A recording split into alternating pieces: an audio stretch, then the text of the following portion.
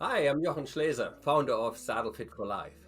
Today, I'm going to talk about the importance of fitting the saddle to the rider. There's a great quote from the Spanish riding school. It summarizes up like this: if the saddle doesn't fit the rider, it will always hurt the horse. Why is that? Well, if the saddle doesn't fit the rider compensates, tries to adjust itself in that saddle, and throws off the saddle fit to the horse. Now, your saddle may fit perfectly to the horse, but because of the rider's discomfort, he or she will manipulate the fit to the horse. One of the important part is to consider the sex of the saddle. Yes, there is a male saddle and there's the female saddle. There's like breeches for males, breeches for female, and the same thing with the saddle. So the horse will definitely has problem to perform properly if you ride in the wrong sex saddle. Let me talk more about this and get deeper into in this video. So what are the points? What I need to look for? Or what I may have, and I already know subconsciously, what tell me clearly the saddle doesn't fit the rider. So I made a little list here. Let me read from it to make sure I don't forget it. The obviously one is the feeling unbalanced. So when you ride and you feel constantly the saddle pushes you to one side, you said, oh yeah, the saddle doesn't fit the horse. But let's say it does, and the saddle still does that. It pushes you off balance. Most common is not the left to right, it's the front to back. And subconsciously we're going to fix it. But deep down we know, I'm not balanced in this saddle. I don't feel easy to get my great seat, which is so important. As we all know, the most important aid in riding is your seat. Next one is often when the rider is clinching with the knees, like pinching with the knees. No hunter, jumper, no rider at all ever wants to do it. First of all, it's very painful. And second of all, it signals a wrong message to the horse. And you lose your softness in your seat if you block one of the most important shock absorptions. Your knees cannot be clinched. Another one is feeling like a part, like you feel like your legs are ripped apart like a chicken wishbone. You think, oh my God, my hips are going to pop any minute. Kind of the feel like you're sitting on a 2x6. So that's a common issue, especially when a female rides in the male saddle. Often that's the feel they feel. Another one is if you fall into a chair seat. A chair seat is like when I sit on a chair, my shoulder and hips are aligned, but my feet is 6 to 8 inches in front of me. Now I don't want to do that in the saddle. In the saddle, I need to have shoulder, hips, and heel in one alignment. If I don't have that, my weight is double as hard to the horse's back. I'm going to hurt the horse, and it's super hard for me to do the rising trot, the light cantering. Everything becomes a fight rather than a smooth riding. So a chair seat is something we definitely not want to have. Another common issue is when I ride and my lower leg swings. We call it a swinging leg. As we know, our seat is the most important aid to the horse, but part of that is also my legs, where they have to be on the girth. If the leg constantly swing, the horse gets completely confused. Never mind about your balance. So one thing leads to another. Here we go. You're off balance again. Let me see. Let's so long I have to turn that paper. What else we got? Knees on toes turn out. So when your coach keeps yelling at you, bring your toes in, and your knees sticking out, and you try very, very hard, but you can't. You feel like your knee's going to break. Think about it. In the rising trot, when I move over my knee, I don't want to have my knees going a different direction. Imagine you do lunges or squats and your knees going in the different direction than your feet. Big problem. You're going to definitely direct your knees, right? So you do not want your knees and toes out. What's the next common question or common sign? Something you feel more. It's definitely a hip and a knee pain. The saddle should not give you any hip or knee pain. If you have that, saddle doesn't fit you. Another one, it's lower back pain. The lower back pain is a very common one. We just think, I'm not fit, I need to do some exercises. Most of the time you have lower back pain because you're trying to accommodate for something what is not fitting your anatomical measurement or body. right? So lower back pain should not be a problem for you. Pain in the crotch for male or female, definitely something we don't talk about, but it's there. Subconsciously, I'm trying to protect myself a little bit. Now the next problem, back to the back pain, because now I'm tightening my back so much to lift my crotch off the front of the saddle. So if the saddle hits you in the crotch, you cannot have a pliable seat, right? So often a point we are not discussing, but it is very important. If you have a saddle that hits you in the crotch, doesn't fit you, full stop. Another common one is when the rider has a hard time doing the sitting trot. Well, sitting trot is a hard thing to do, but if your saddle doesn't fit you, you never have a chance. You say, oh, I can sit in any saddle no matter how it fits me. Well, this is a beautiful part in today's time, because we got gait analysis, we got computerized saddle pads, we got even measuring pads how you come into the saddle. And no matter how advanced you are, you will accommodate that sitting trot with something else you shouldn't do. So sitting trot is impossible to do correctly if the saddle doesn't fit you. Another common one is I feel like behind the motion. As a hunter jumper, who wants that? Who wants to jump over a fence and I constantly feel like I struggle to stay with my horse? Or even worse, he throws me over the saddle, right? So the clinching to stay in balance, we kind of talked about this a little bit. What I mean with that is I'm trying to really hard, using all the muscle fiber in my body to be with him without falling off the horse. Rodeo riders, bullfighters, they sit loose over the balance point of the horse, so they stay on there when the horse does the fast, quick maneuvers.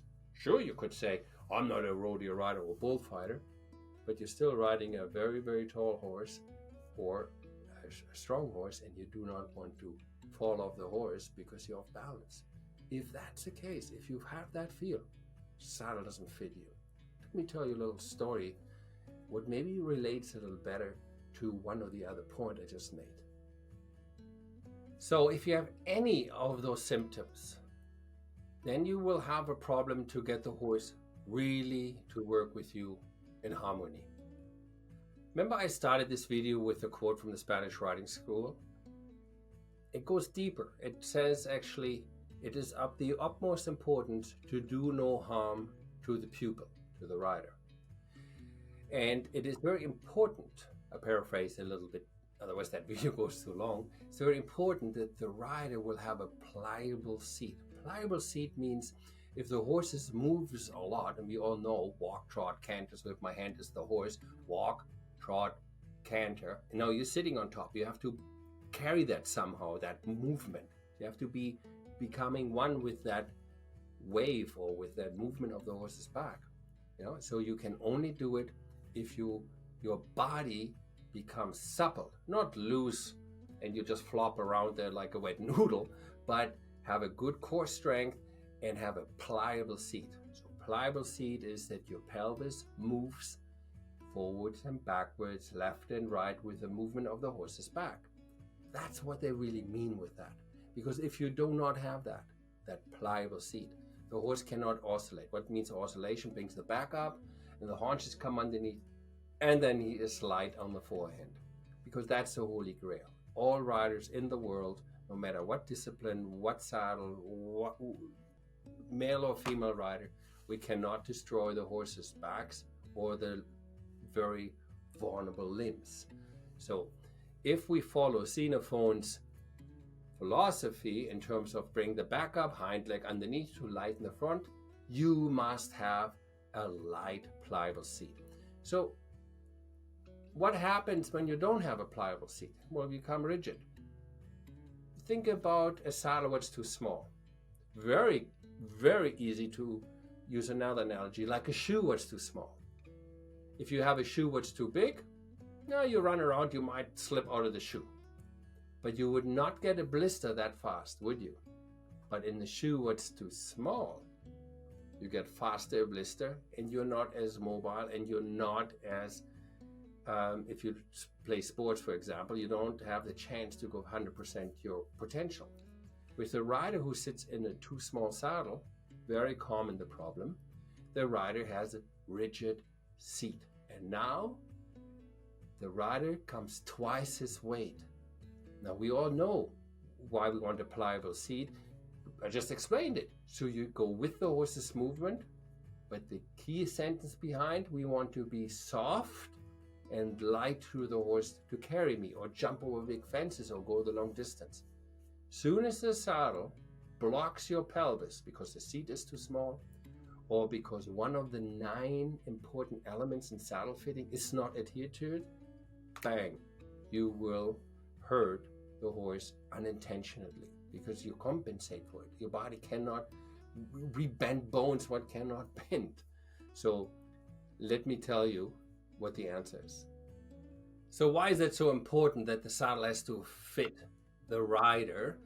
And what do we need to look for it when we buy a saddle or borrow a saddle or lease a saddle? Okay, so these are a couple tips I like to give you so you know what to look for it.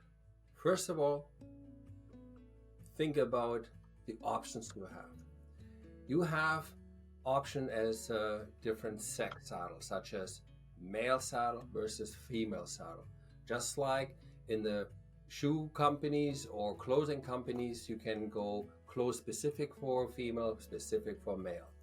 Now, what will happen if you ride in a saddle what is not your sex? What would happen if a male rides in the female saddle or vice versa? Well, let me answer that by showing you the pelvis first. Here's the normal pelvis. This is a male pelvis, this pelvis here. How do you know it's a male pelvis? Often you can see the seat bones are directly underneath the center of the hip socket. Also, the pubic branches, that's this part here, goes straight up, has a longer tailbone, narrow seat bones. And when this is in your body, when you walk, these are level, these are your disc, and you see how they always level? So I could put the pelvis this way, but that's not how you walk. Like this, that's not how you walk. This is how you walk, or we all walk. And if you sit on the horse, that's what you want to maintain. So when I put a saddle underneath, you know, where you're sitting on it, the actual saddle may be bigger than this saddle here. Let's use my hand. This would be the saddle. I want to sit with my seat bones on the saddle. And that bottom I call the ground seat or the seat fold. So you see, this is the level, the way you would walk. And this is what was being taught since 400 years and still being taught in the Spanish riding school. A rider needs to do this movement. This is called the pliable seat. So the horse does walk, trot, canter. You want to have that saddle and the rider in balance. In balance means this is balance. So if I make a saddle what fits this structure, this pelvis, then the rider has a pretty good chance to ride in this. So if I'm going to show you and compare a female pelvis, you have to start with this, you will see that these pubic branches are different angle. They go flat and then up. This little bone here, this is where your underwear line goes through it. Many female ride in the saddle and they complain about rubbing the underwear line. No male rider ever feels that because that's not what we ever feel. Why? Well, look how straight that goes up. Whoop. That will come even close to the seam, which is in this area. Okay, even if you do the pelvis tilt. So the other thing what we can see differently is the female has a much wider seat bone, shorter tailbone, because we need room for the baby's head. Also, we have more curvature. So this rider would never sit on the saddle tree, what is made for a male. Why do I know this is made for a male? It has that nice peak I was talking earlier in the video. It has not so much seat width, because again, I don't want to have a high, wide seat width. I don't want to feel like I'm sitting on a 2x4. Okay, so when the male sits in the saddle, does the pelvis tilt? You see no bone, no crotch, nothing hits.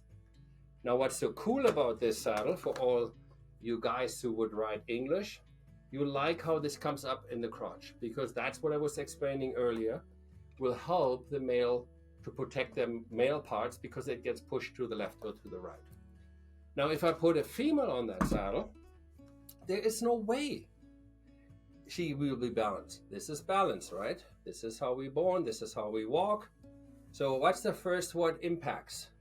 The front of the saddle, right there on the pubic symphysis. Okay, where's the seat bone? There. Now she has the ability to do the pelvis tilt. Look how far she leans back. This is impossible. It's impossible to put these two frames on top of each other for a female to ride on it without deforming or discomfort her body. So long-term damage, well displayed in the book from Dr. James Warson, is the issue for the rider. Here's the female saddle. What do we notice? There's a hole in the front, much wider through here, and different shapes to the side.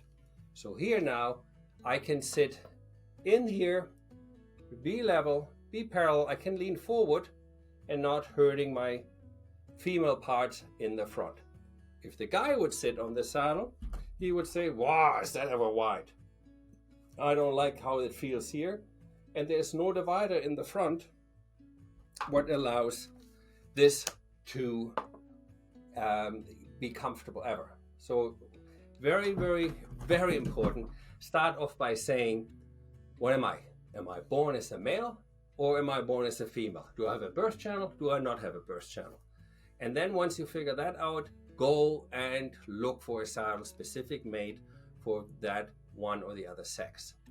In the saddles, there are 9 different important parts. One is, like we just showed, the seat width. The seat width is the distance in the back. All right, so obviously, if you don't have a birth channel, you don't want that seat width so wide. The next is the twist. That's between your upper and inner thigh. This is where the twist is. Not here where the seam, where my fingernails are. This is what you feel between your upper and inner thigh. Then the next part is the stirrup bar. Where is that positioned? The stirrup bar is where your stirrup leather hangs. Remember we talked about swinging legs, chair seat. So this little unit, what is riveted to the front of the saddle, can be riveted in 4 different positions. So based on your measurements and your sex, it is positioned so your leg doesn't get jerked forward or into the swinging position. Very important fact. Then we talk about the way the seat foam is shaped from front to back. So if I show you this here, that's a cast from Connor. Connor looked very, very similar to Danielle, 5'10", 175 pounds, and you can see where his seat foam hit. Okay, so that's a cast of a male seat. So look at the shape. It looks kind of like a V. So same height, 5'10" female, 120 pounds. Look at this, complete different shape. It goes down, goes flat, goes down, and then comes up. And look how wide the seat bones are. Obviously, if I make a seat foam shaped for these impact zones, the seat bones, the crotch, and in the back, remember we talked about the lower curvature and the shorter tailbone? That's why it's so important that we need to understand that there are 9 features on the seat. Well, what if I are going to gain or lose weight? You still have a male or female pelvis. What if I lose 35 pounds up or down? Well, then you most likely need different clothes and different riding apparel, not just a new saddle. So what I'm trying to bring across here, you cannot reform and deform your pelvis, your bone structure, your ligaments, your thighs, your muscles in order to accommodate a saddle with or without a tree, what is made specific for a balancing a human, what we want to call rider, without long-term damage to horse or rider. So it's absolutely incredible that you understand the shape of the seat foam, the seaming of this seam. That's, whoopsie, it's right here. Okay, that seaming can go narrow or wide. It can go narrow. We like narrow as the guys because that creates that nice pointy area in the front to make sure I don't hurt myself. Females don't want it pointy there. They want their seam wide, and then underneath the crotch, that little collapsed roof, I call it. So that way it doesn't hurt the rider. So in the end of the day, if it doesn't hurt the rider and it fits the rider, it will fit the horse and it will not hurt the horse. Thank you for joining us today and learn about the importance of fitting the saddle to the rider first before fitting the saddle to the horse. If you like the video, please hit the subscribe button and click the notification bell. Saddlefit for Life is an evidence-based saddle fitting academy, and we are followed by many professionals around the world. If you are interested to learn more about saddle fitting or make it a career, please feel free to click the button below and book a call with one of our Saddlefit for Life trainers.